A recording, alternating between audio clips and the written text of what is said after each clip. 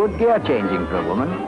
Nice compliment from a man. Today, over 13 million women drive, but there was a time when driving was seen as a male preserve. Although now in the passenger seat, Barbara Hardy was one woman who did drive and chose Morris Minors for 43 years. She enjoyed driving, which was fortunate, as her husband didn't.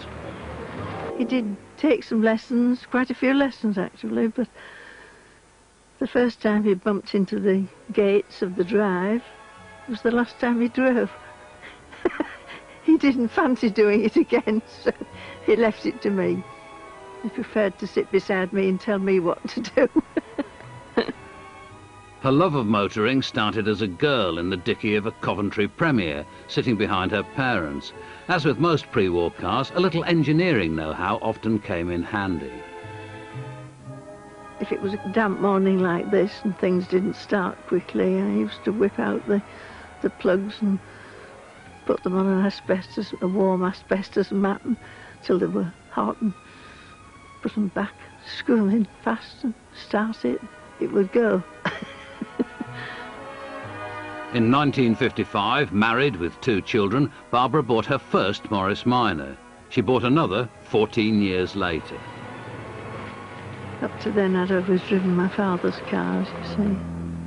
But this was our own car, the Morris Minor.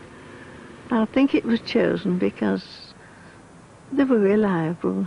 You didn't see people breaking down on Morris Minors. The less breakdowns you have, the better it is for a woman, because on the whole, women don't do things with cars, do they?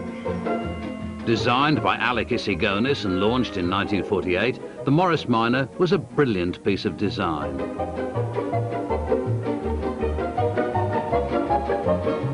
It had no chassis, but an all-in-one body shell, independent front suspension and rack and pinion steering, which made the car light and easy to drive. As a car salesman, John McCartney sold hundreds of Morris Minors, many to women. Women loved the Morris Minor because it was such an easy car to drive. It was very light, it was very responsive. There was a saying that if you drove over a penny in a Morris Minor, you knew whether you'd gone over heads or tails side up, because it was that sensitive. When it comes to manoeuvring in tight spaces, the Morris Minor was ideal in that respect. Not only was its smooth drive exceptional, its jelly mould shape was like nothing else around. It's a bit squat for some people. I think it's lovely. There are some people who won't even get in it, but it pleases me. At the age of 85, Barbara doesn't drive anymore. Rather than sell the Morris, she gets a friend to ferry her around in it. But as an Arcala, the leader of the local cob pack, Barbara would cram her Morris full of boys.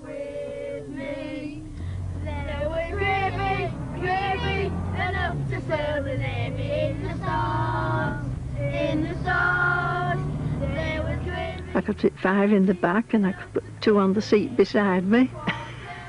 There were no seat belts in those days and there weren't the cars on the road.